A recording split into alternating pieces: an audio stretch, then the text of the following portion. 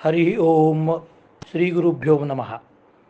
सर्व साधकांना सर्व साधकांना माझा विनम्र नमस्कार. साधको, ग्रंथराज दासबोधातल्या 5व्या दशकातला पहिला समास आपण आज पाहणार आहोत. गुरुनिश्चय. गुरुनिश्चय म्हणजे काय? तर या समासामध्ये समर्थाने गुरु कसा असावा, शिष्य कसा असावा, चांगल्या गुरुची लक्षणं काय आहेत, गुरुमुळे काय साध्य होते आणि गुरुचं स्थान आयुष्यामध्ये काय आहे, या सगळ्या गोष्टींचा उहापोह केलेला आहे. समर्थ म्हणतात, जय जय श्री सद्गुरु पूर्णकामा परमपुरुषा आत्मरामायणा, अनुर्वाच्य तुमचा महिमा वर्णिला नवच. जे वेदास साकडे ते शब्दासी कानडे, ते सत्सश्यास रोकडे अलभ्य लाभे. जे योगियांचे निजवर्म, जे शंकराचे निजधाम, जे विश्रांतीचे निजविश्राम, परमगुह्य अगाध. ते ब्रह्म तुमचे नियोगे, स्वये आपणची होई जे आंगे. दुर्घट संसाराचे निपांगे, पांगे जेने सर्वथा. आता स्वामीचे नि लढिवाळपणे, गुरुशिष्यांची लक्षणे, सांगिते जी प्रमाणे, मुमुक्षे शरण जावे. समर्थाने सुरुवातीलाच सद्गुरूचा जय जयकार केलेला आहे. ते म्हणतात, तुम्ही पूर्ण काम आहात. पूर्ण काम याचा अर्थ काय? की तुम्हाला आता कोणतीही इच्छा राहिलेली नाही. तुम्ही सगळ्या इच्छांवरती विजय मिळवलेला आहे.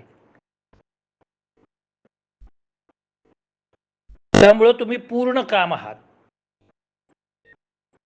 वासनांना दूर केलेला आहे. तुम्ही सर्वोत्तम पुरुष आहात. सर्वांच्या हृदयामध्ये राहणारे तुम्ही आत्मस्वरूप आहात.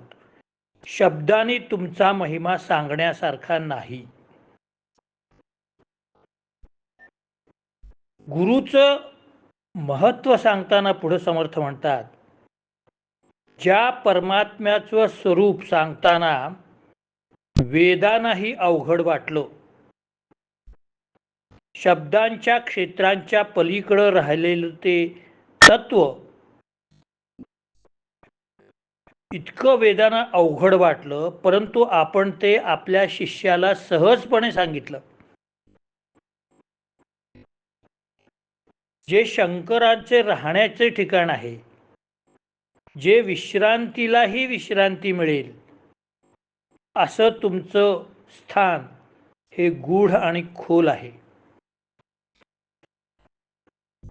ब्रह्माच्या कृपेने स्वतः शिष्य बनून शिष्याबरोबर तदाकार होतो. या कठीण संसाराच्या यातायातीमुळे जो मुळीच कष्ट होत नाही,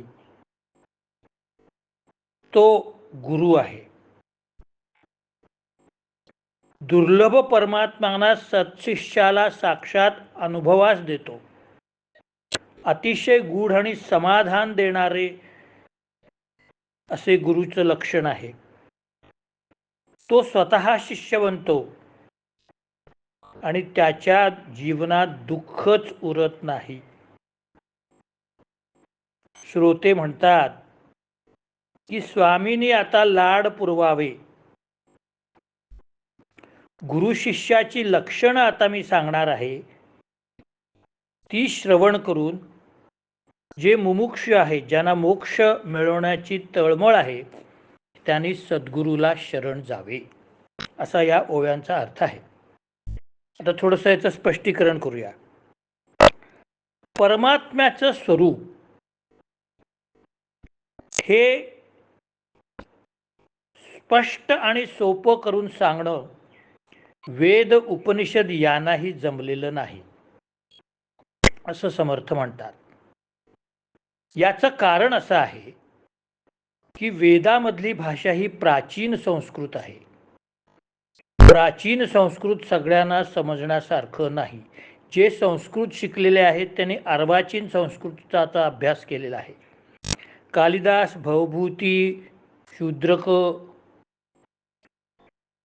द्वापर युगापासून अर्वाचीन संस्कृतची परंपरा सुरू झालेली आहे. भगवद्गीता ही सुद्धा अर्वाचीन परंपरेतली आहे. आयुर्वेद हा अर्वाचीन परंपरेतला आहे.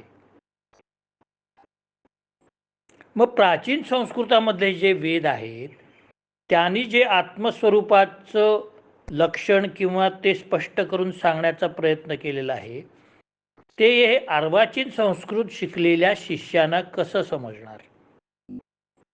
मग हे सांगणार कोण? गुरु सांगणार. ही एक गोष्ट झाली. दुसरी गोष्ट अशी आहे की ते नुसतं सांगून चालत नाही, त्याचं विश्लेषण करावं लागतं. एखादी गोष्ट कर ती चांगली असते एवढंच सांगून भागत नसतं. ती का करायची, कशी करायची, त्यामुळं परिणाम काय होणार आहे हे सांगण्याचं काम गुरु करत असतो. तुम्हाला मी एक उदाहरण देतो. तुम्ही एका छोट्या मुलाला, एक 4-5 वर्षाच्या मुलाला सांगितलं की हे बघ, हे रोप आहे ना, हे तू रोप आपल्या बागेमध्ये लाव. बस, याला गुरु म्हणत नाहीत. मग तो मुलगा विचारतो मी हे रोप का लावायचं, त्याने काय होणार, त्याचा उपयोग काय, ते कसं वाढणार. मग त्याला सांगायला पाहिजे की अगोदर 1 फूट खड्डा खणायचा, त्याच्यामध्ये मूळ आणि ते रोप आत घालायचं, वरती व्यवस्थित माती घालून ते असं व्यवस्थित ताठ लागलं पाहिजे. आजूबाजूला जरासं खळ केलं पाहिजे, त्याला पाणी घातलं पाहिजे आणि नियमितपणानं पाणी घालायला पाहिजे. म्हणजे ते उद्या एवढं स्वरूप असलेलं मोठं झाड होईल. त्या झाडाला फुलं लागतील, फळं लागतील, ते झाड सावली देईल, त्याचे अनेक उपयोग आहेत. म्हणून हे वत्सा तू हे झाड लाव. आता ही सगळी जी उकल आहे ती सद्गुरूच करू शकतो. किंबहुना ही उकल जो चांगली करतो त्यालाच सद्गुरू म्हणलं जातं.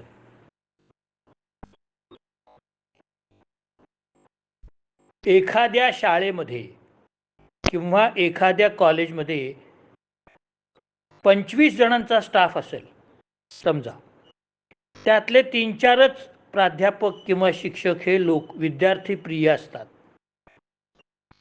म्हणजे बाकीचे असतात नाही असं नाही, पण 4-5च प्राध्यापक हे विद्यार्थी प्रिय असतात. विद्यार्थी त्यांचा तास आहे म्हटलं की विद्यार्थी कॅन्टीनमधून पळून तासाला येऊन बसतात किंवा आपल्या वैयक्तिक अडचणीसुद्धा त्या प्राध्यापकांना सांगतात. त्या प्राध्यापकांना वाढदिवसा दिवशी शुभेच्छा देतात व्हॉट्सअपवर, सतत त्यांच्याबद्दल चर्चा करत असतात. हे असं का होतं?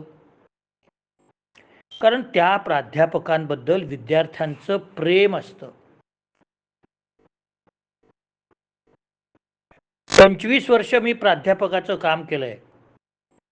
महाराष्ट्रातल्या कानाकोपऱ्यात माझे विद्यार्थी आहेत. मी महाराष्ट्रात कुठेही गेलो तरी मला अडचणी येत नाही. म्हणजे मी हे स्वतःची प्रौढी मिरवत नाही, परंतु विद्यार्थ्यांना नेमकं काय पाहिजे असतं हे ज्या प्राध्यापकाला समजतं तो सद्गुरू होतो. गुरु खूप असतात पण सद्गुरू फार कमी असतात. एक फार छान स्टेटमेंट या ठिकाणी समर्थाने केलेलं आहे. सद्गुरू स्वतः शिष्य होतात म्हणे. याचा अर्थ काय हो? म्हणजे शिष्याच्या बुद्धीची लेव्हल काय आहे, त्याचा IQ काय आहे, इंटेलिजंट कोइफिशियंट, याचा विचार सद्गुरू करतो आणि मग त्याच्या लेव्हलला जाऊन त्याला ते समजावं लागतं, त्याला समजून सांगावं लागतं. सगळ्याच जणांना लगेच समजेल असं नाही, काही जणांना वेळ लागतो. मग जो सद्गुरू आहे, ज्याला तळमळ आहे, नाही माझा शिष्य आहे ना, त्याला हे कळलंच पाहिजे. संस्कृतमध्ये एक सुभाषित आहे, शिष्यात इच्छेत पराजयम. आपला शिष्य एवढा मोठा व्हावा की त्याच्याकडून आपला पराभव झाला पाहिजे, इतका तो मोठा झाला पाहिजे. शिष्याची इच्छा नसते गुरुचा पराभव करण्याची. पराभव याचा अर्थ काय? तो खूप पुढे गेला पाहिजे, की माझ्यापेक्षा त्याचं नाव झालं पाहिजे. म्हणजे लोकांनी असं नाही म्हणायला पाहिजे, त्यांचा शिष्य काय तू, असं लोकांनी म्हणण्याच्या ऐवजी अरे वा तुझे गुरु हे का, असं लोकांनी म्हणायला पाहिजे. याला म्हणायचं शिष्यात इच्छेत पराजयम. भारवी नावाचे एक कवी होऊन गेले संस्कृत, त्यांचे गुरु त्यांचे वडीलच. आणि ते नेहमी, भारवी हा अत्यंत बुद्धिमान होता. सहसा विदधीतन क्रियाम अविवेकस पदाम पदम वृणते हिमिमृष्यकारिणम गुणलुब्धा स्वयमेव संपदाम. हा अजरामर श्लोक त्याने लिहिलेला आहे. किरातार्जुनीय हे नाटक त्यांनी लिहिलेलं आहे. त्यानंतर वेणी संहार लिहिलेला आहे. तर असा हा भारवी महाभारतावर त्यांनी एक नाटक लिहिलेलं आहे. तर असा हा भारवी आपल्या वडिलांकडून त्यांनी भरपूर शिकला. संस्कृत शिकला, त्यानंतर वेद शिकले, उपनिषद शिकले, अतिशय विद्वान. आणि त्या काळचा जो राजा होता, त्या राजामध्ये कोणीही, राजाकडे वादविवादासाठी कोणीही येऊ दे, भारवी त्यांचा पराजय निश्चित करणार. म्हणून राजा सुद्धा भारवीवरती खूप खुश होता. भारवीला त्याने अनंत पुरस्कार दिलेले होते. असं असलं तरी सुद्धा भारवीचे वडील कधीही त्याचं कौतुक करत नव्हते. उलट त्याला चार चौघात म्हणत होते की भारवी तू मूर्ख आहेस, तुला अजून फार शिकायला पाहिजे, तुला काय कळत नाही. भारवीला खूप वाईट वाटायचं. अरे मी इतके पुरस्कार मिळवतोय, इतक्या पंडितांचा पराजय करतोय, सगळं जग मला मानतंय भारवी पंडित एवढे मोठे आहेत म्हणून, पण माझे वडील मला असं का म्हणतात, माझा अवमान का करतात. मग तो आईला सांगतो की आई हे बघ, माझे वडील माझा सारखा अपमान करत असतात, मी इतका लोकप्रिय पंडित आहे तरी सुद्धा ते माझा सतत अपमान करत असतात. मग भारवीची आई वडिलांना सांगते की तुम्ही असं का करता.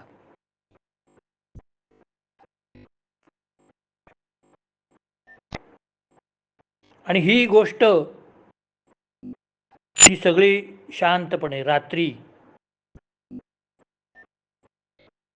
आपल्या नवऱ्याची सेवा झाल्यानंतर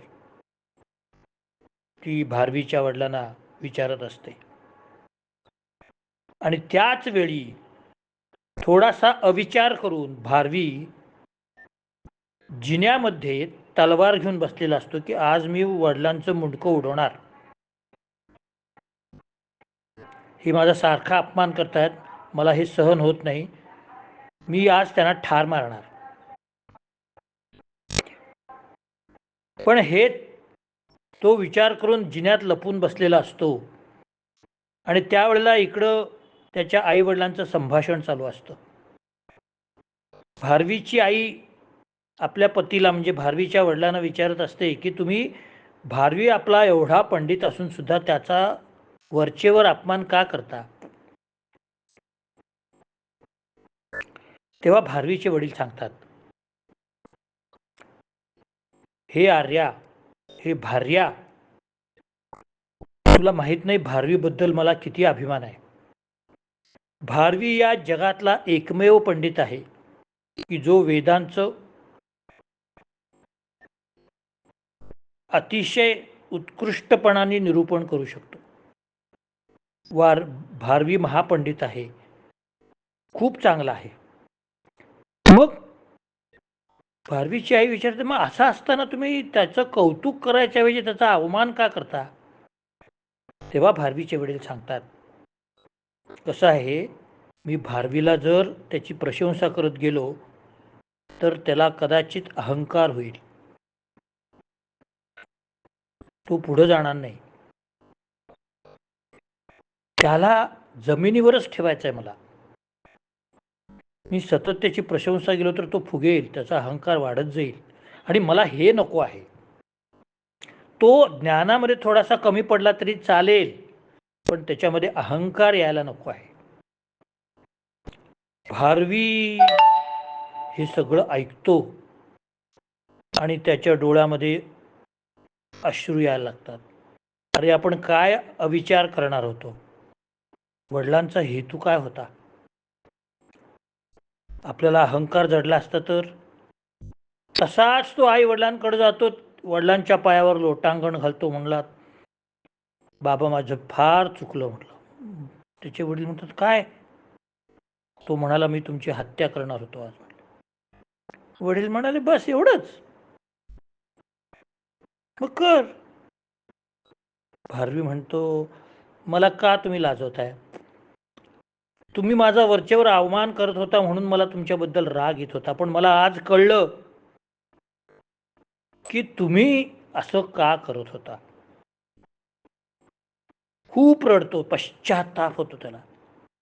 त्याचे वडील सांगतात, हे बघ तू आता रडलास ना, तुझा पश्चाताप धुवून गेलेला आहे, तुझा अपराध धुवून गेलेला आहे, आता तू काळजी करू नकोस. यापुढेही मी जर तुझा अपमान केला तर तू वाईट वाटून घेऊ नकोस. भारवी म्हणतो तात तुम्ही माझा अपमानच करा, खरंच माझी प्रशंसा करू नका, कारण माझी प्रशंसा करणारे लाखो लोक आहेत, पण मला जमिनीवर आणणारे तुम्ही एकमेव आहात आणि हे काम सद्गुरूचं असतं महाराज.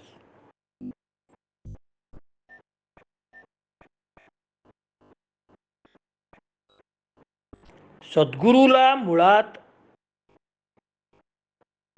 अतिशय ज्ञान म्हणजे लोडेड, ज्याला आपण म्हणतो थिअरी लोडेड, मुळात त्याला सद्गुरूलाच खूप ज्ञान असावं लागतं.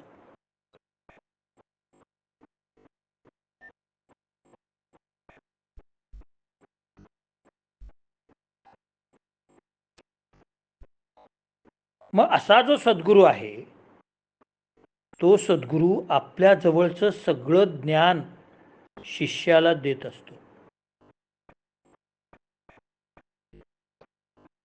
पण शिष्य ही त्याच योग्यतेचा पाहिजे. शिष्य कसा असावा, एक संस्कृत सुभाषितकार फार छान सांगतो. काकदृष्टी बकध्यानम श्वाननिद्रा तथैव च अल्पाहार गृहत्यागी विद्यार्थी पंचलक्षणम. कावळ्यासारखी दृष्टी असली पाहिजे, मी इथून ज्ञान घेऊ का तिथून ज्ञान घेऊ. बगळ्यासारखी एकाग्रता असली पाहिजे, बकध्यानम.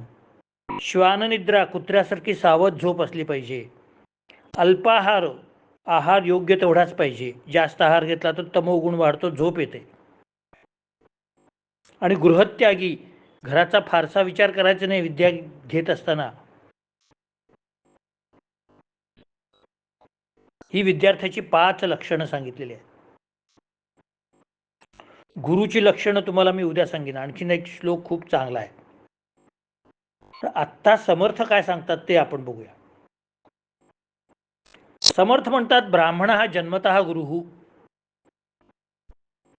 म्हणजे हे त्या काळातल्या ब्राह्मणांचं चाललेलं आहे. त्या काळामध्ये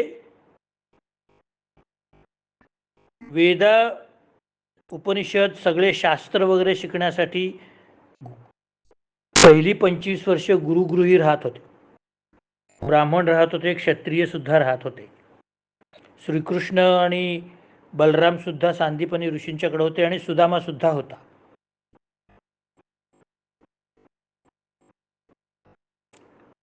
समर्थ सांगतायत, असो ब्राह्मणासुरवर वंदिती, तेथे मानव बापुडे किती, जरी ब्राह्मण मूढमती तरी तो जगद्वंद्य, अंतेज शब्दज्ञाता बरवा, परी तो नेऊन काय करावा, ब्राह्मण सानिध्य पूजावा, हे तो न घडे की.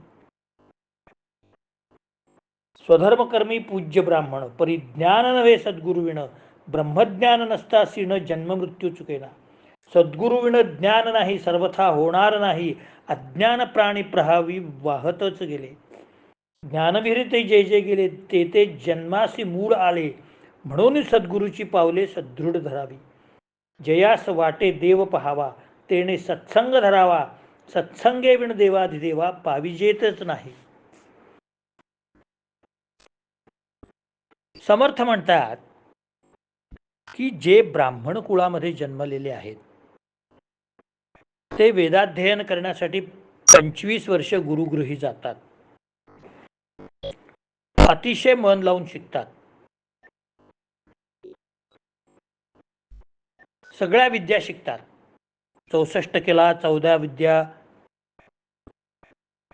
शस्त्र सुद्धा शिकतात, राजनीती, दंडनीती, समाज अर्थशास्त्र सगळं शिकतात. परंतु ब्राह्मण काय करतात, आपली उपजीविका करण्यासाठी योग, याग, यज्ञ, जप, तप, धार्मिक कार्य, गृहस्थाश्रमातली कार्य ही करायला सांगतात, त्याच्याबद्दलचं मार्गदर्शन करतात. काही ब्राह्मण असतात ते वैद्यकीय करतात, त्यांनी आयुर्वेदामध्ये जास्त इंटरेस्ट घेतलेला असतो, मग ते वैद्यकीय करतात, मग ते वैद्य झाले.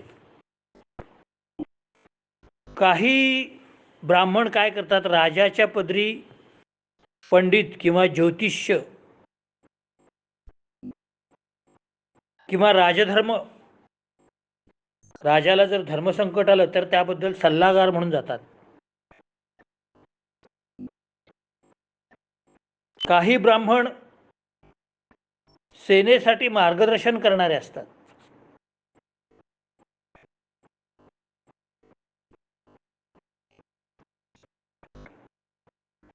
परंतु मुळात जरी या ब्राह्मणांना संस्कृत वगैरे येत असलं तरी समर्थ स्पष्टपणे सांगतात, सद्गुरु विण ज्ञान नाही सर्वथा होणार नाही, अज्ञान प्राणी प्रवाही वाहतची गेले. सद्गुरु शिवाय हे कोणीही काहीही शिकू शकणार नाहीत.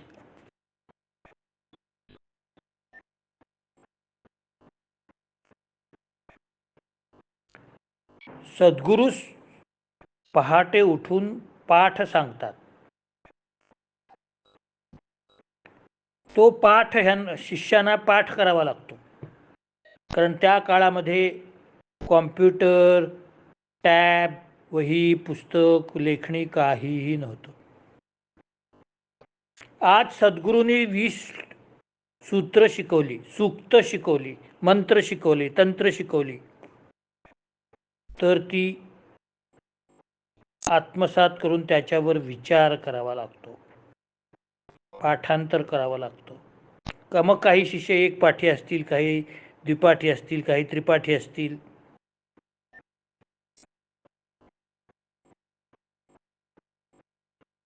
एकदा ऐकलं की काही जणांना पाठ होतं,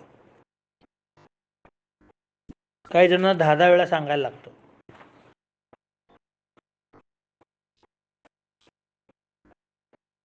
श्रीकृष्णाने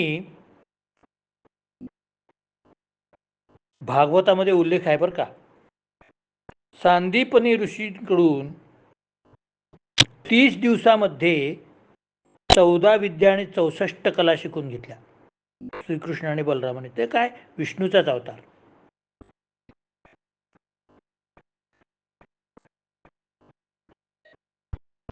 मग असा शिष्य सांदीपनीनं जर लाडका झाला तर त्यात आश्चर्य काय.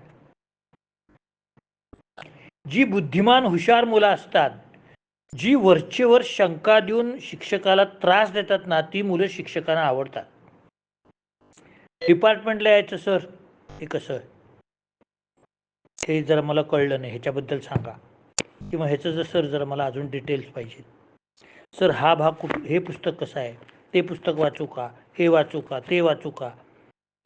पीडतात मुलं अक्षरशः, जी बुद्धिमान असतात ती. कारण जो अभ्यास करतो त्यालाच शंका येतात. जो काही अभ्यासच करत नाही त्याला शंका यायचं कारणच नाही.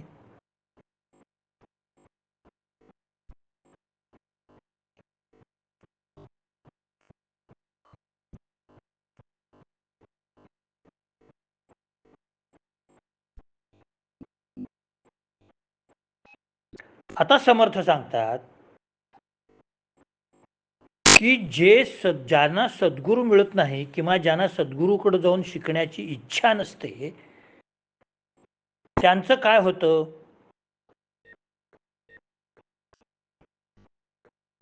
त्यांना कोणतंही ज्ञान मिळत नाही. मग कुणाचं तरी बघून, कुणाचं तरी ऐकून काहीतरी किडूक मिडूक कामं करत बसतात.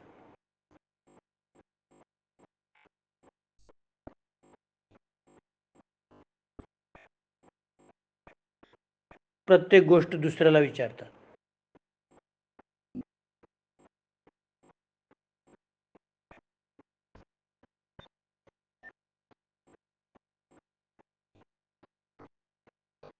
मग कोणी काय करतात, शेती पशुपालन वगैरे करत असतात. पण तेच जर गुरुकडून शिकून त्यांनी शेती पशुपालन केलं तर ते अधिक चांगल्या पद्धतीने करता येतं.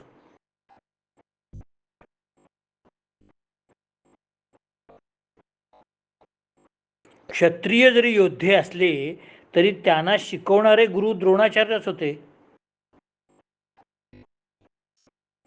अर्जुनासारखा शिष्य तयार केला द्रोणाचार्यांनी,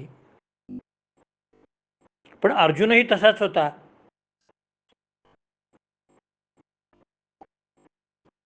द्रोणाचार्यांची आणि अर्जुनाची एक गोष्ट सांगतात महाभारतातली. एकदा अपरात्री द्रोणाचार्यांना जाग आली, म्हणजे आताच्या दृष्टीने पहाटे 3 वगैरे वाजले असतील, आणि सहज ते काय आपले शिष्य व्यवस्थित झोपलेत की नाही, त्यांना पांघरुण वगैरे आहे की नाही, हे सहज त्यांना मनात आलं, काय वाटलं कुणास ठाऊक. ते बघायला लागले, सगळे शिष्य होते पण त्यांना अर्जुनच दिसला नाही, लाडका अर्जुन. ते म्हणाले, घाबरले ते 1 मिनिट, त्यांना आलं टेन्शन. म्हणाले, अर्जुन का दिसत नाही, एवढा अपरात्री कुठे गेला तो. बरं जोरात हाकवा मारावी तर हे बाकी सगळे उठतील, त्यांना झोपू दे, पहाटे उठायचं आहे, अध्ययन करायचं आहे. मग ते एकटेच हळूच बाहेर आले, इकडं तिकडं बघितलं, अर्जुन दिसेच ना. थोडं अजून पुढे गेले,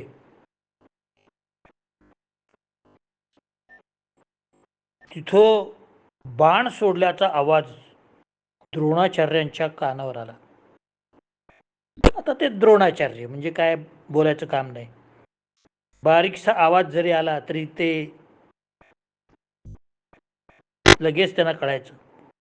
मग त्या दिशेने ते गेले आणि ते पाहतात तर अर्जुन धनुर्धारी विद्येचा अभ्यास करत होता. निरनिराळ्या प्रकाराने बाण सोडत होता, निरनिराळी लक्ष करत होता, एकदा डाव्या बाजूला, एकदा उजव्या बाजूला, एकदा समोर. द्रोणाचार्य लांबून पाहत होते, अरे हे काय करतोय हा. चित्र विचित्र तऱ्हेने तो अर्जुन बाण मारत होता आणि सगळे बाण बरोबर लागत होते. त्यांनी थांबवलं, म्हणाले, अर्जुना अरे काय. अर्जुन द्रोणाचार्यांच्या पाया पडला. द्रोणाचार्य म्हणाले, अर्जुना अरे ही झोपायची वेळ आहे, तुला विश्रांती पाहिजे, सकाळी उठल्याबरोबर मी पाठ चालू करतो, तुझी झोप वगैरे व्हायला पाहिजे, असं अपरात्री उठून का बाण मारायला लागलास. अर्जुन म्हणाला, गुरुजी, तुम्ही आम्हाला दिवसभर शिकवता, पण त्याचा सराव करायला मला वेळ मिळत नाही. मग मी सराव केल्याशिवाय नुसतं थेरॉटिकल ज्ञान तुमच्याकडून घेऊन मी कितपत चांगला धनुर्धारी होऊ शकेन. पण मी सराव करण्यासाठी लवकर उठतो. द्रोणाचार्यांच्या डोळ्यात पाणी आलं. महाराज म्हणाले, अर्जुना, तू काळजी करू नकोस, पण तू रात्रभर झोप. मी तुला मुद्दाम वेगळा वेळ देईन तुला सरावासाठी. पण रात्रभर तुझी जर झोप झाली नाही तर तुझी स्मरणशक्ती कमी होईल. बघा, ज्याची झोप चांगली असते ना, त्याची स्मरणशक्ती खरंच चांगली असते. मेंदू स्थिर राहतो आणि तो ज्ञान मेंदूमध्ये स्थिर करतो. तर अशा प्रकारे गुरु आणि शिष्याचं नातं आणि आदर्श गुरु आणि आदर्श शिष्य कसा असावा याचं विवेचन त्याने केलेलं आहे. अजून थोडंसं सद्गुरूचं विवेचन राहिलेलं आहे. सद्गुरूबद्दल खूप सांगता येईल, पण आपला विषय आहे तो दासबोध आहे. समर्थांनी जे सांगितलेलं आहे ते आपल्याला बघायचं आहे. बाकीच्या संतांनी वर्णन केलेलं आहे. ज्ञानेश्वर माऊलींनी केलेलं आहे, गुरु हा संत कोळीचा राजा, गुरु हा प्राण विसावा माझा, गुरुविण देव तुझ्या पाहता नाही त्रैलोकी. संत एकनाथ महाराज म्हणतात, गुरु परमात्मा परेशू ऐसा जाचा दृढ विश्वासू. एकनाथ महाराज म्हणतात, गुरुविन ज्ञान नाही, कबीर म्हणतात.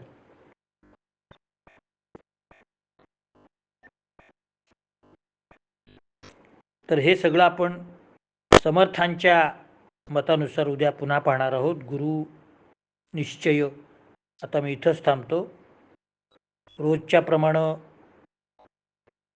नाईलाजाने मला खरंच सांगायला लागतं की सबस्क्रायबर फार कमी पडत आहेत. रोज निदान 10,000 तरी व्हायला पाहिजेत, तर माझं टार्गेट पूर्ण होईल. आत्ता आपण 350 सबस्क्रायबर मागे आहोत. म्हणजे किती सबस्क्राईब करायला लागतील बघा. अजून 350 सबस्क्रायबरची आवश्यकता आहे. तर आपण आपल्या दुसऱ्या ग्रुपला पण हे पाठवत जा, त्यांनाही आवाहन करा. सबस्क्रायबर्स वाढले तर मला पुढचा प्रकल्प हातात घेता येईल, नाही तर मग बघू काय करायचं. आता मी या ठिकाणी थांबतो. जय जय रघुवीर समर्थ.